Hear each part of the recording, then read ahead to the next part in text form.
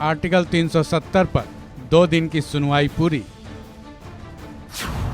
CJI ने अब तक पूछे कौन कौन से सवाल। कौन से हैं वो 2 सवाल जिसे सीजेआई ने बहस योग्य माना। 2 अगस्त से सीजेआई डीवाई चंद्रचूड़ की अगुवाई वाली 5 सदस्यों की बेंच में आर्टिकल 370 के खिलाफ पड़ी याचिकाओं पर सुनवाई चल रही है। इस केस में कपिल सिब्बल याचिकाकर्ताओं की तरफ से जिरह कर रहे हैं आर्टिकल 370 को क्यों फिर से बहाल किया जाए या फिर उसे किस प्रावधान के तहत हटाया गया।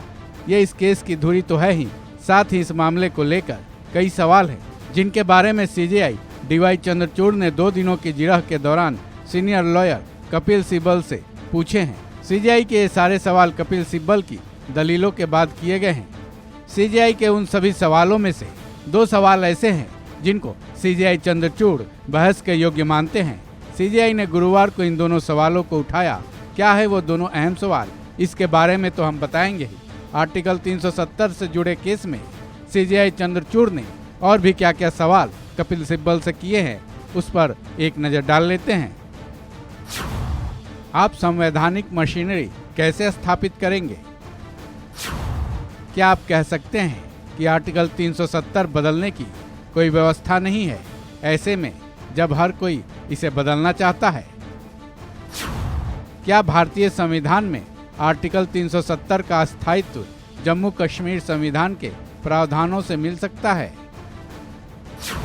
क्या जम्मू कश्मीर का संविधान आर्टिकल 370 को भारत के संविधान में स्थायित्व दे सकता है?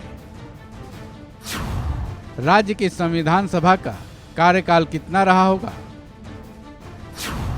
संविधान सभा की संस्था ही समाप्त हो गई तो फिर आगे के प्रावधान का क्या होगा?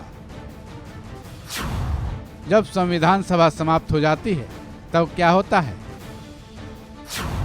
क्या राष्ट्रपति के ऐसा करने से पहले संविधान सभा के सलाह की जरूरत होती है? क्या होता है जब संविधान सभा की भावना समाप्त हो जाती है? इनके अलावे जिरह के वक्त कई और सवाल जवाब हुए। अब आते हैं उन 2 सवालों पर जिनको ही आर्टिकल 370 पर सीजेआई चंद्रचूड़ ने बहस योग्य माना। क्या आर्टिकल 370 ने जम्मू कश्मीर की संविधान सभा की समाप्ति के साथ अस्थायी दर्जा प्राप्त कर लिया है? क्या इसे निरस्त करने के लिए अपनाई गई प्रक्रिया वैध थी? आर्टिकल 370 पर सीजेआई चंद्रचूड़ की बेंच में अब अगली सुनवाई 8 अगस्त को होगी। गौरतलब है कि सुप्रीम कोर्ट में आर्टिकल 370 पर रेगुलर बेसिस पर सुनवाई होनी है, जो हर हफ्ते मंगलवार, बुधवार और गुरुवार को की जाएगी।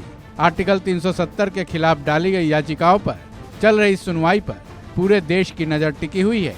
साथ ही सीजेआई चंद्रचूड़ के फैसले के मुहर का भी इंतजार है। इस खबर में बस इतना ही। बाकी अपडेट्स के लिए जुड़े रहें वन इंडिया हिंदी के साथ।